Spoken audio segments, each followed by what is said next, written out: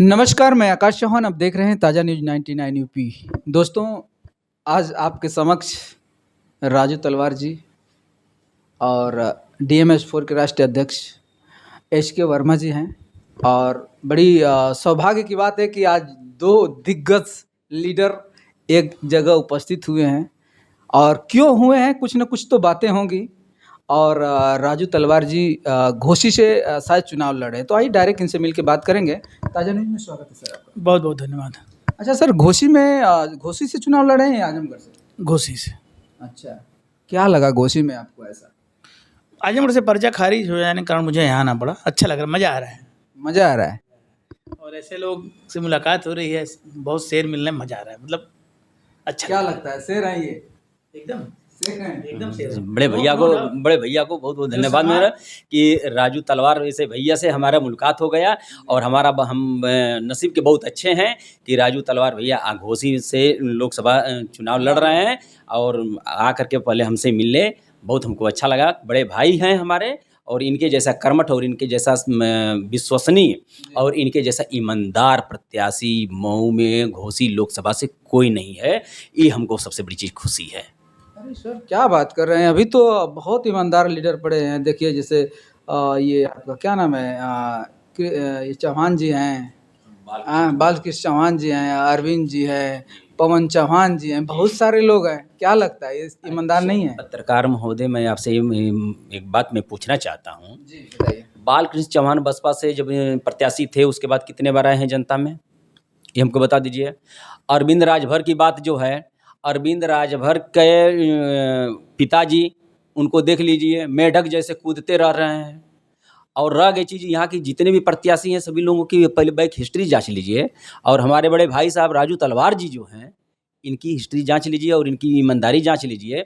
जनता समझ नहीं पाएगी कि राजू तलवार हैं क्या। और जनता को यदि समझना है तो राजू तलवार को एक एक वोट दे करके और इनको विजयी बना करके समझे, और उसके बाद डीएमएस-4 संगठन से जवाब मांगेगी कि राजू तलवार को आपने चूज किए थे और आपकी वजह से हम लोग भी चूज किए हैं। उस वक्त हमने जवाब दूंगा जनता को कि हमारे राजू तलवार भैया का क्या महत्व है।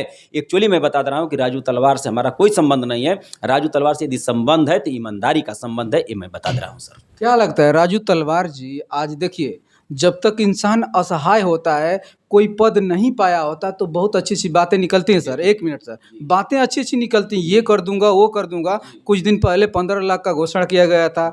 बहुत सारी ऐसी चीज़ें घोषणा की जाती है चुनाव से पहले, लेकिन क्या लगता है सारा काम संभव हो पाता है? देखिए, जो चुनाव के समय और चुनाव से पहले जो व्यक्ति घोषणा करता है तो उसको समझ लीजिए कि वो जुमलेबाज है और वो मोदी का चेला है। अच्छा सर, आएंगे राजू जी के यहाँ। अच्छा राजू जी, ये बताइए, क्या लगता है कि आप विधायक बन जाएंगे? जितने नेता लोग वादा करते हैं, ये कर दूंगा वो कर दूंगा, आपका ऐसा बयान तो मुझे नहीं कहीं सुनने को मिला कि मैं ये कर दूंगा। इस चीज़ पे आपका क्या ख्याल है सर? कोई भी वादा, चाहे 15 लाख का हो, चाहे कोई भी वादा हो, मैं कभी नहीं कर सकता।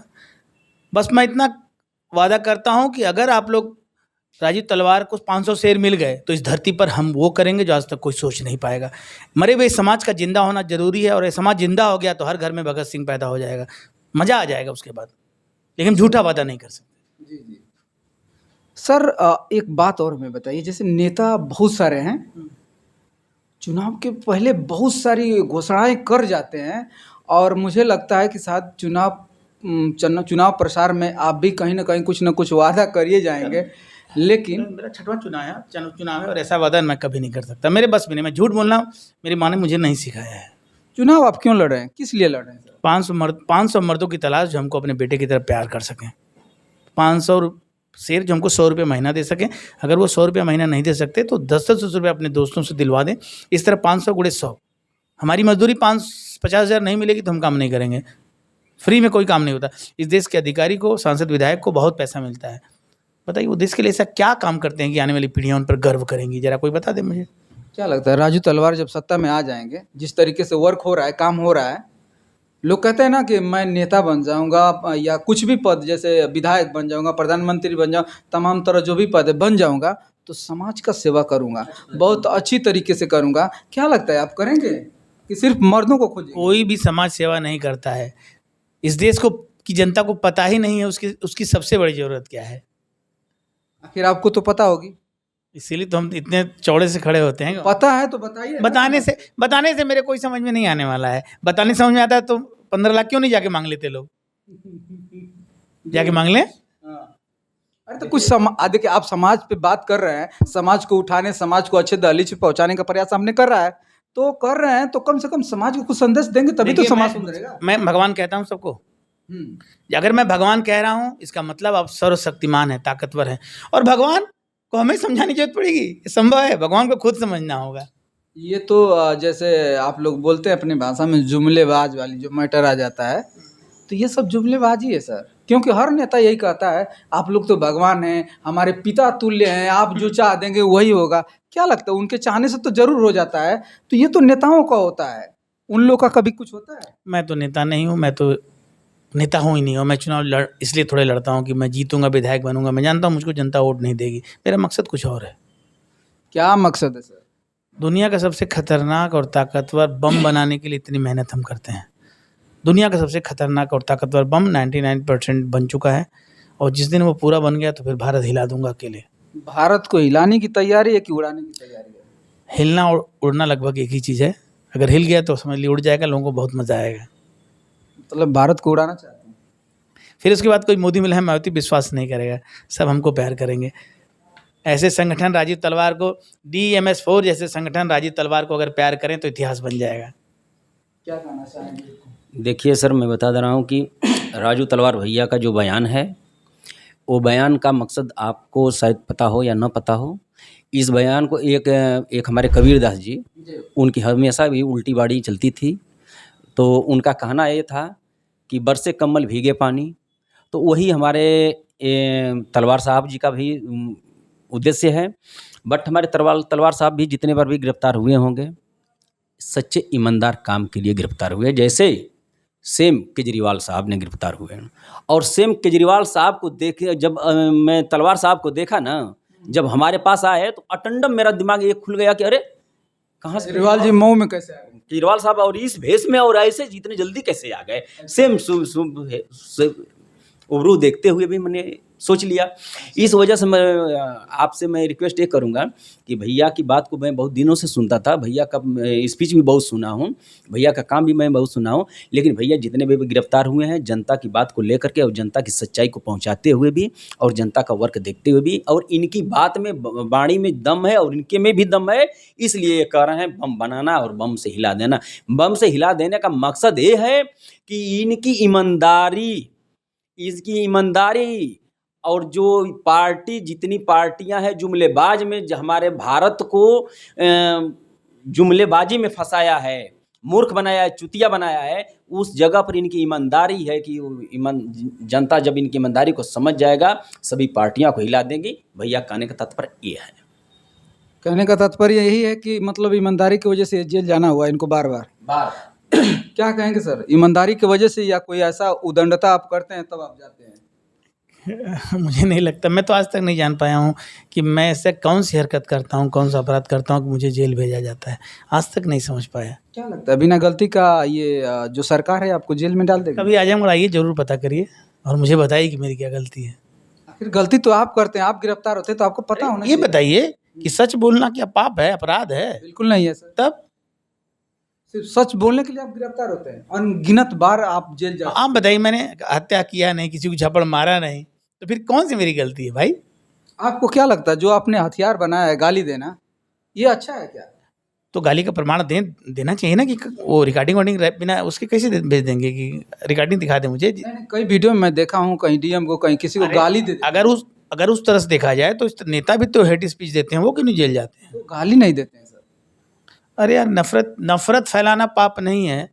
गुंडा टैक्स कंपनियों से लेना अरबों रुपया पाप नहीं है। सर हमको ये बताइए, अगर पूरी जनता को, अगर हम जनते पर ही ले रहा हूँ, अगर एक चोर को अगर नेता चुन दे रहा है तो जनता क्या है, बता दीजिए हमको। बताइए क्या कहना चाहे, चोर को ही जनता चुन दे रही तो क्या कहना चाहे? हाँ, जनता को आप क्या कहेंगे?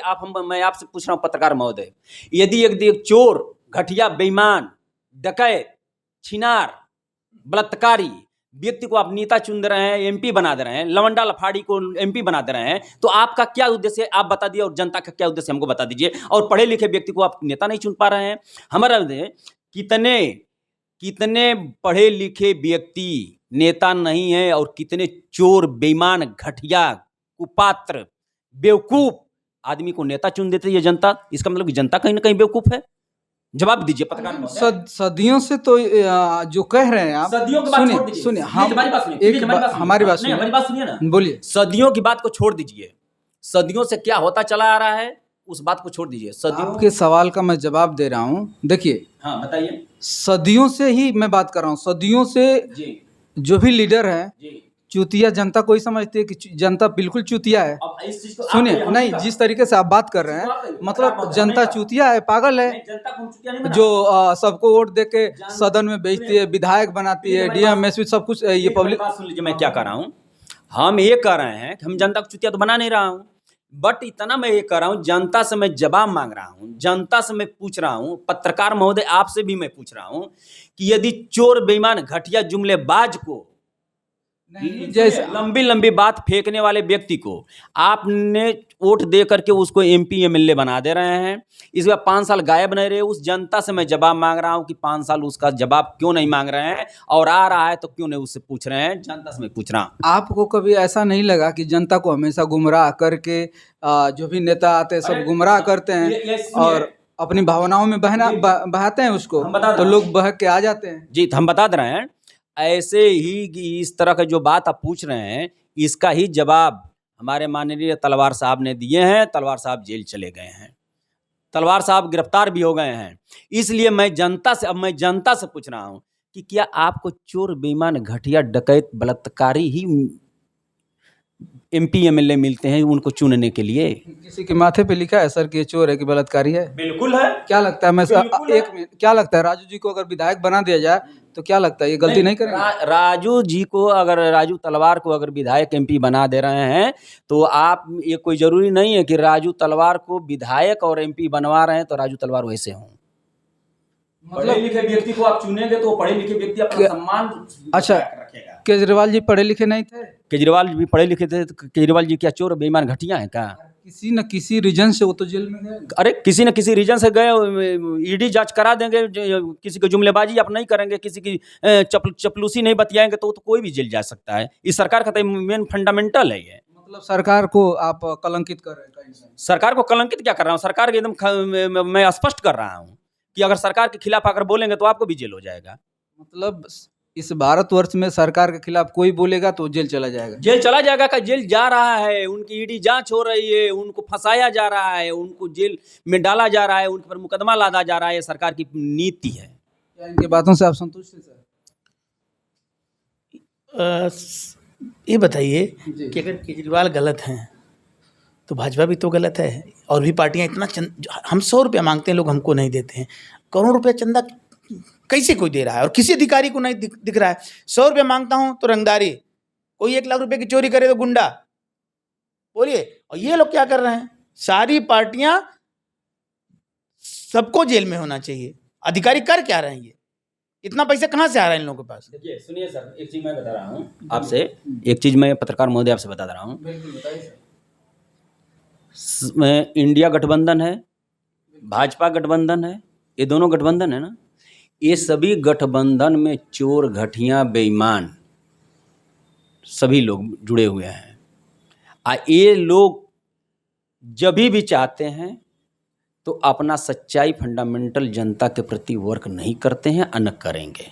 जनता को गुमराह किए हैं, जनता को गुमराह करते रहेंगे। आप कभी बीजेपी को वोट दिए? कि हम दिए हैं? कभी नहीं, कभी नहीं दिए? कभी नहीं। एकदम इसको एकदम डंका की चोट पर मैं कहा हूँ कि बीजेपी को कभी वोट न दिया हूँ, न देंगे, न करेंगे, न करने देंगे। अच्छा जी, जुमलेबाजों से मैं कदाप दूर। शुरू में तो जुमलाबाजी नहीं दिख रहा था बीजेपी को। शुरू में ही तो ये जुमलाबाजी फेंक करके 15 लाख का वादा करके तो प्रधानमंत्री बना चोट्टा देश का। तो क्या पहले बात करेंगे आप? पहले कैसे आप जान गए कि 15 लाख पहले ये ये झूठ बात बोल प्रधानमंत्री बनने से पहले इसका ये बयान है 15 लाख रुपया देने के लिए। था, लेकिन आप कहा था, सुनिए, कांग्रेस की नेताओं को इसने कहा था कि हमारे देश का इतना काला धन, पूरे विदेश में काला धन आ जाएगा तो हर एक व्यक्ति को 15-15 लाख रुपया बोल में मिलेगा। इसके ये मिलता तो इसके मुंह पर मैं काला करखा पोते देता। इसको अच्छा। शर्म आना चाहिए, इस मोदी को शर्म आना चाहिए, बीजेपी वालों को शर्म आना चाहिए। 15 लाख रुपया गया कहाँ, ये हमको बता दे, जवाब होना चाहिए इसका। क्या लगता है इस जमाने को ईमानदार लोगों की जरूरत है कि नहीं? बिल्कुल जरूरत है ईमानदार लोगों की। तो पब्लिक क्यों नहीं पसंद कर रही है? पब्लिक में तो यही तो मैं पत्रकार महोदय इसके पहले मैंने क्वेश्चन कर चुका था। फिर भी पढ़े लिखे आपके लोगों को हिसाब से प्रत्याशी नहीं चुनती है। आपके हिसाब से क्यों नहीं पसंद कर रही है, बताइए। पब्लिक कहीं ना कहीं लेने के लिए भावुक हो जाती है इसकी वजह से, और ये जनता फेंक देती है। और आज तक ले मैं बता दे रहा हूँ कि जुमलेबाजी और चुनावी दौर में वादा यदि नहीं किया तो एक बसपा ही ऐसी पार्टी है कि कभी वादा नहीं किया, ना जुमलेबाजी फेंका, ना कुछ किया। इस चीज़ को मान कर चलिए। अच्छा राजू जी, चुनाव तो लड़ रहे हैं, घोषित है आप, और मुझे लगता है कि अगर प्रयास रहा, मंजिल उन्हीं को मिलती है जिनके सपनों में जान होता है। पंख होने से कुछ नहीं होता, बुलंद हौसलों से ही उड़ान होता है। और हमेशा मैं देखा हूँ कि आप हमेशा कहीं ना कहीं प्रयास करते रहते हैं, जेल जाते रहते हैं, अनगिनत बार बहुत सारी हादसाएं आपके साथ होती रहती है। हाँ बोलिए। जेल जाना बुरी बात नहीं है, अच्छे अच्छे लोग जेल जाते हैं। जो जनता के लिए अगर लड़ेगा, यदि जनता के अगर ऊपर अगर किसी प्रकार का उत्पीड़न हो रहा है, और जनता के ऊपर उत्पीड़न हो रहा है, उसके लिए अगर मान लीजिए तलवार, भैया चाहे हम चाहे आप, अगर कोई कदम उठा दिया, उनके पर 144 धारा लगा कर उनको जेल के अंदर डाल दो भैया, सीधी सी बात। ये सरकार का फंडामेंटल है क्या? गलत है ये सर? गलत है, नहीं होना चाहिए। नहीं होना चाहिए। अत्याचार किसी के साथ नहीं होना चाहिए, और अत्याचार किसी के साथ हो तो देश के हर एक नागरिक को उसका साथ देना चाहिए, वरना फिर हम जानवर हैं, मनुष्य नहीं हैं। गलत का विरोध सबको करना चाहिए, और आप गलत का विरोध नहीं कर रहे हैं तो आप मक्कार हैं, नमक हराम हैं, देशद्रोही हैं। यार आप दिन रात पार्टियों की बात करते हैं, देश की बात कोई करता है? देश और समाज की चिंता है किसी को? करना चाहिए। इसको मैं बताता रहा हूँ कि जितनी सर। जनता को गुमराह करता है, बीजेपी सरकार ने जितना जनता को गुमराह करता है, देशद्रोही साबित इसको कर देना चाहिए। पूरी जनता को मिल करके कह देना चाहिए ये देशद्रोही है। इस समाज का कैसे विकास होगा, अपने शायरी के माध्यम से कुछ कहेंगे? विकास क्या है इस देश के शिक्षक को ही नहीं पता है। विकास विकास विकास, मीडिया चिल्लाती रहती है, नेता बोलते रहते हैं, लेकिन विकास क्या है, जिस तरह शिक्षा क्या है लोगों को नहीं मालूम, विद्यार्थी के लिए सबसे जरूरी क्या नहीं, उसी तरह विकास भी क्या है ये समाज को नहीं मालूम। अगर जानना है तो भगवान बनिए, राजू तलवार की ताकत बढ़ाइए, फिर मैं बताता हूँ विकास क्या है। कुछ शेयर के माध्यम से समाज को संदेश दीजिए। जो नसीब में है वो चल कर आएगा, जो नहीं है वो आकर भी चला जाएगा। ज़िंदगी को इतना सीरियस लेने की ज़रूरत नहीं है, भगवान यहाँ से जिंदा बच के कोई नहीं जाएगा। बहुत अच्छी बात आपने बोला, और ऐसा अमल करना चाहिए समाज को। आप लोग से बात करके बहुत अच्छा लगा, बहुत बहुत धन्यवाद आप लोग का। बहुत